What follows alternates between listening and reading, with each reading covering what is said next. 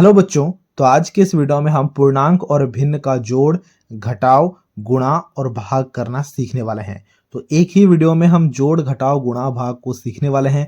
तो वीडियो बहुत ही मज़ेदार वीडियो होने वाला है, इसीलिए इस वीडियो को एक लाइक ज़रूर कर देना। और कुछ इसी प्रकार के वीडियोज़ को देखने के लिए आप हमारे चैनल को भी सब्सक्राइब कर सकते हो। तो सबसे पहले हम पूर्णांक और भिन्न के जोड़ को करना सीखते हैं। उसके लिए यहाँ पर हमारे पास में एक सवाल दिया गया है, 4 जोड़ 3/5। देख पा रहे हो, यहां पर ये जो 4 है ये हमारा पूर्णांक है और 3/5 हमारे पास में भिन्न है। तो इसे जोड़ करने के लिए जो भी पूर्णांक है, सबसे पहले पूर्णांक को भी भिन्न में बदलना होगा। यहाँ पर 4 पूर्णांक है ना, तो हम यहाँ पर बराबर का चिन्ह देंगे और 4 को कुछ इस प्रकार से लिखेंगे, जरा ध्यान से देखना, 4/1।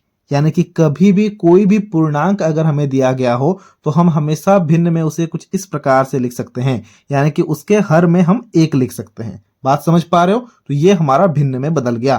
फिर यहाँ पर जोड़ का चिन्ह है, तो हमने यहाँ पर जोड़ का चिन्ह दिया। फिर हमारे पास में 3/5, तो हम यहाँ पर लिखेंगे 3/5। देख पा रहे हो, देखो पूर्णांक और भिन्न का जोड़ था, अभी भिन्न और भिन्न के जोड़ में ये बदल चुका है। अब इसे हम हल करना काफी अच्छे से जानते हैं। इसके लिए क्या करेंगे हम, इसके लिए हम यहाँ पर एक बराबर का चिन्ह लगाएंगे और एक बड़ा सा बटा कुछ इस प्रकार से बनाएंगे।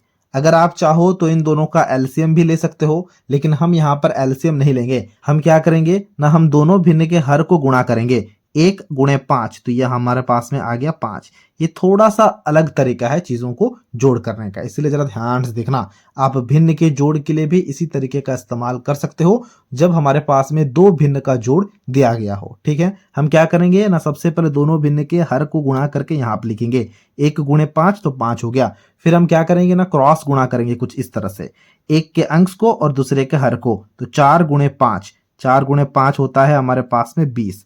तो हमने यहाँ पर 20 लिखा, यहाँ पर बीच में जोड़ है तो हमने यहाँ पर जोड़ दिया। फिर हम क्या करेंगे न, दूसरे भिन्न के अंश को और पहले भिन्न के हर को क्रॉस गुणा करेंगे, यानी कि 3 × 1। तो ये हमारे पास में क्या आ गया, ये हमारे पास में 3 आ गया। देख पा रहे हो, कुछ इस प्रकार से आपको भी जोड़ करना है। तो 20 + 3 आ गया, तो यहाँ पर हम लिखेंगे 20 + 3 क्या होगा, 23/5। तो ये आ गया हमारा आंसर। देख पा रहे हो कितना सिंपल है, बहुत ही ज्यादा सिंपल और बहुत ही ज्यादा आसान है। इसी तरह से हम घटाव को भी कर सकते हैं। घटाव को करने के लिए मैंने यहाँ पर दूसरा प्रश्न ले रखा है, वो है 6 घटाव 2/3। उसके लिए हम क्या करेंगे, यहाँ पर देखो 6 क्या है, 6 हमारा पूर्णांक है ना, तो इसे अब हम भिन्न में बदलेंगे कुछ इस प्रकार से, यानी कि हम लिखेंगे 6/1। देख पा रहे हो, यहाँ पर घटाव का चिन्ह है तो हमने यहाँ पर घटाव दिया। फिर भिन्न है हमारे पास में 2/3, तो हमने यहाँ पर 2/3 लिखा। फिर हम क्या करते हैं ना, फिर हम इसका घटाव करते हैं। घटाव किस प्रकार से करेंगे ना, जैसे हमने जोड़ किया था, हमें यहाँ पर एक बराबर का चिन्ह देना है और एक बड़ा सा बटा बनाना है। फिर हम क्या करते हैं, फिर हम दोनों के हर को गुणा करते हैं। 1 × 3 क्या हो गया, 3 हो गया। फिर हम क्या करते हैं ना, एक के अंश को और दूसरे के हर को गुणा करते हैं क्रॉस। तो 6 × 18, तो हमने यहाँ पर 18 लिखा। घटाव का चिन्ह है तो हमने घटाव दिया। फिर हम दूसरे के अंश और पहले के हर को गुणा करते हैं, 2 × 2। देख पा रहे हो, ये हो गया। अब 18 से अगर आप 2 को घटाओगे तो हमारे पास में क्या आएगा, हमारे पास में आएगा 16 और ये /3 है। तो ये हो गया हमारा आंसर। यानी कि कुछ इस प्रकार से आप घटाव को भी कर सकते हो। तो चलिए अब हम पूर्णांक और भिन्न का गुणा और भाग को करना सीखते हैं। तो गुणा करने के लिए भी हमारे पास में यहाँ पर 2 क्वेश्चन दिया गया है। सबसे पहला क्वेश्चन है हमारे पास में 3 × 2/7। तो इसके लिए हम क्या करेंगे, जो भी पूर्णांक है सबसे पहले उसे भिन्न में बदलेंगे। तो 3 पूर्णांक है, चलो 3 को भिन्न में बदलो, तो ये हो गया हमारे पास में 3/1। फिर यहाँ पर गुणा का चिन्ह है तो हमने गुणा दिया। यहाँ पर भिन्न है 2/7, तो हमने यहाँ पर 2/7 लिखा। अब बताओ, ये पूर्णांक और भिन्न का गुणा था, ये भिन्न और भिन्न का गुणा में बदल चुका है। अब हम इसे गुणा करना काफी अच्छे से जानते हैं। उसके लिए हम क्या करेंगे ना, एक बराबर का चिन्ह देंगे और एक बड़ा सा बटा बनाएंगे। और जब भी दो भिन्न का गुणा हम करते हैं तो ऊपर का ऊपर के साथ गुणा होता है और नीचे का नीचे के साथ गुणा होता है, यानी कि 3 × 2 होगा ऊपर में, तो हमने लिखा यहाँ पर 3 × 2, यानी कि अंश को हमने अंश के साथ गुणा किया। फिर हमें हर को हर के साथ गुणा करना है, 1 × 7, तो हम यहाँ पर लिखेंगे 1 × 7। अब यहाँ पर गुणा करने के बाद हमें देखना होता है क्या ऊपर नीचे कुछ भी कट रहे हैं क्या, अंश और हर में कुछ भी नहीं कट रहे हैं, तो हमें गुणा कर देना है।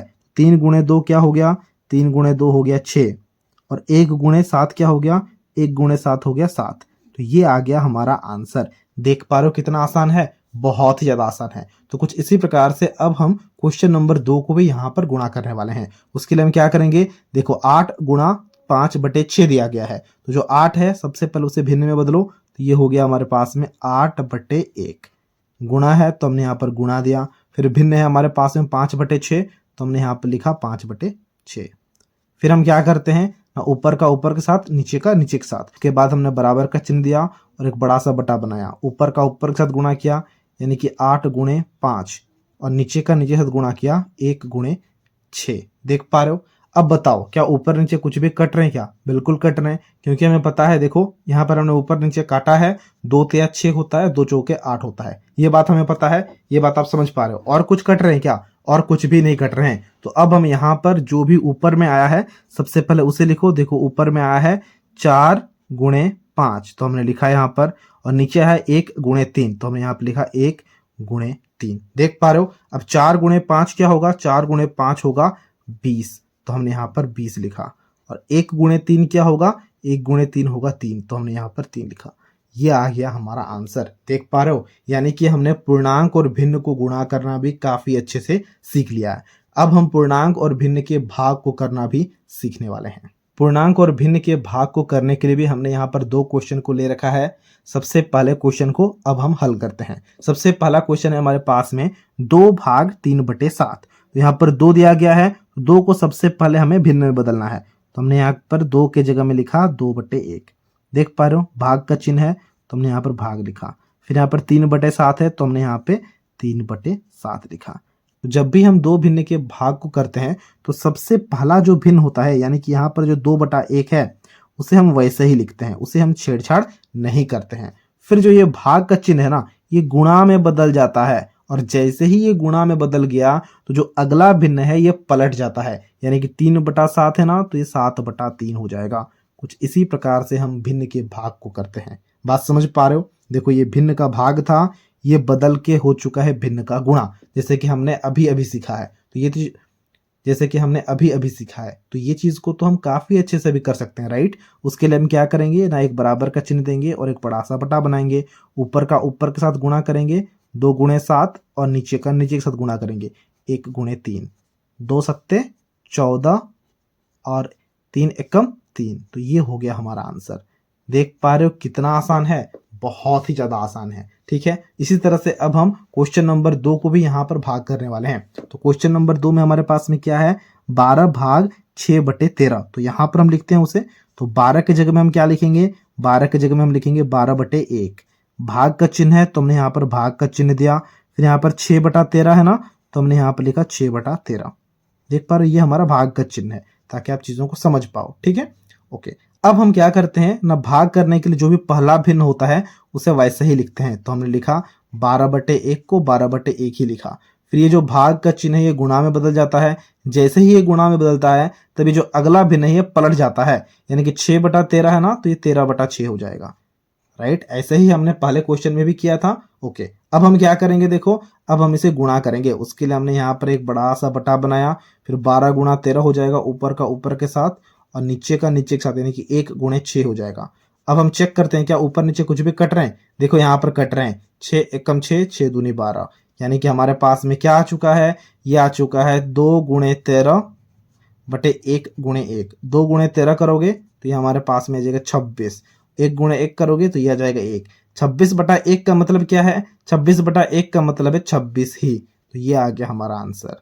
देखो जब हमारे पास में 12 था तो 12 की जगह में हमने लिखा 12/1, यानी कि 12 का मतलब ही होता है 12/1। तो वैसे ही यहाँ पर अगर 26/1 है, इसका मतलब ही 26 होगा, तो 26 हो गया हमारे पास में इसका आंसर। तो ये था आज का वीडियो, जहां पर हमने पूर्णांक और भिन्न के जोड़, घटाव, गुणा और भाग को करना काफी अच्छे से सीख लिया है। आई होप ये वीडियो आपके लिए हेल्पफुल रहा होगा।